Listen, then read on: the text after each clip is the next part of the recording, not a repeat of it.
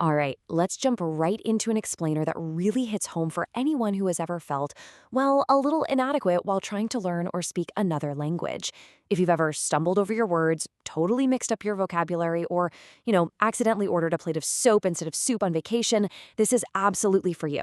Today, we're going to unpack some fascinating research that completely redefines what it actually means to know more than one language.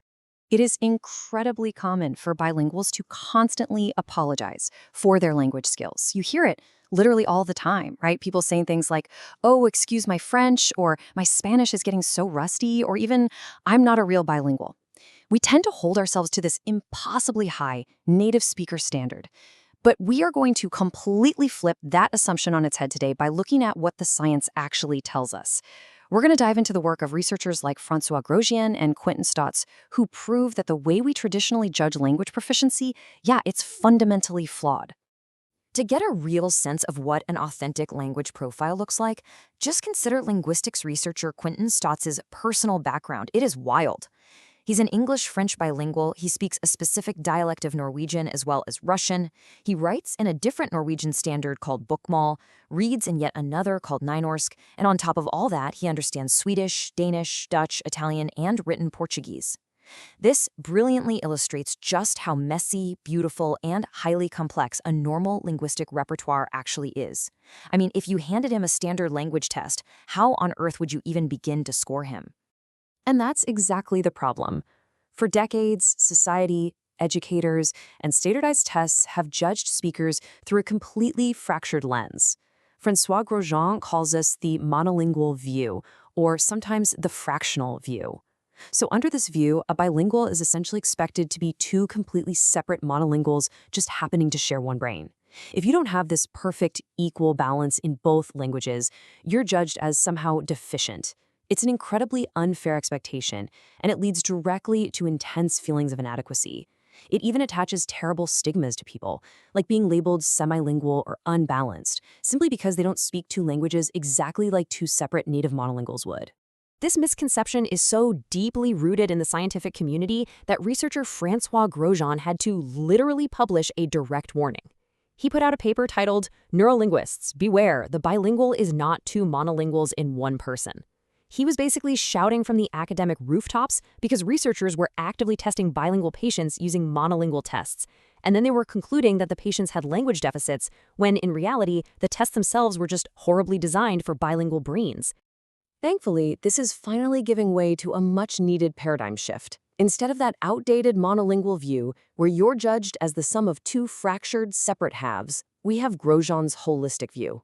This perspective states that the coexistence of two languages in a person produces an integrated, completely unique communicative whole. So the key takeaway here? You are not a broken monolingual. You're a highly specialized communicator whose languages constantly interact and support each other.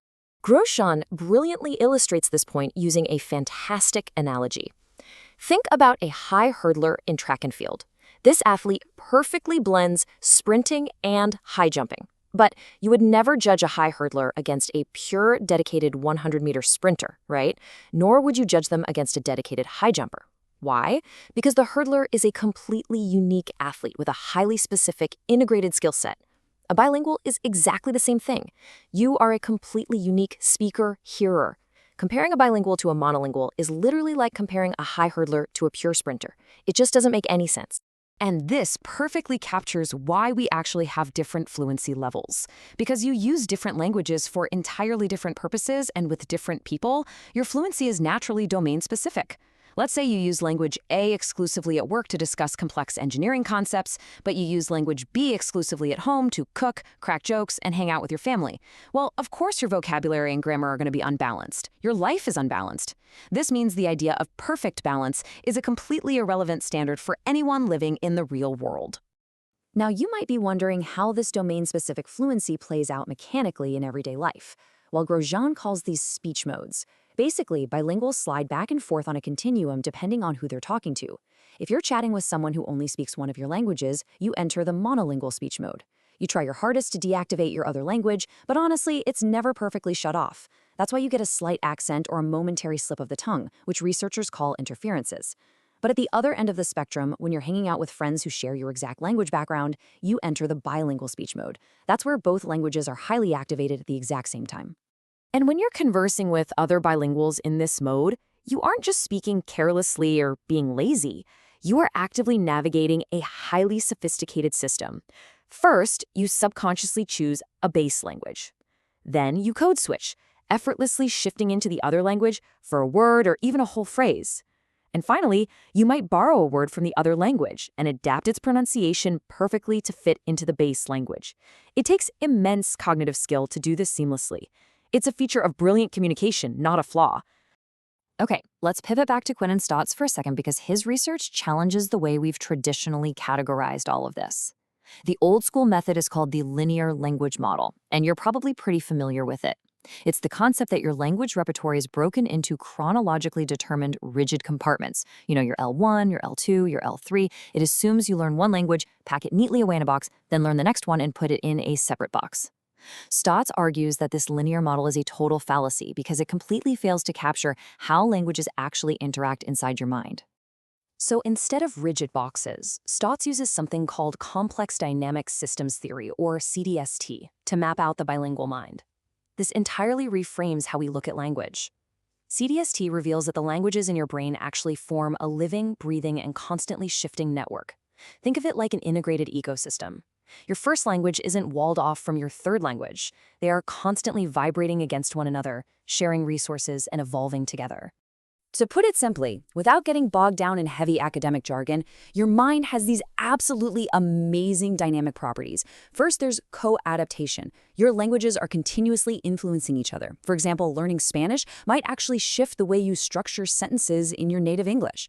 Second, your languages settle into what CDST calls attractor states. Actually, a better way to think of these is as temporary phases of stability based on whatever your life requires right now.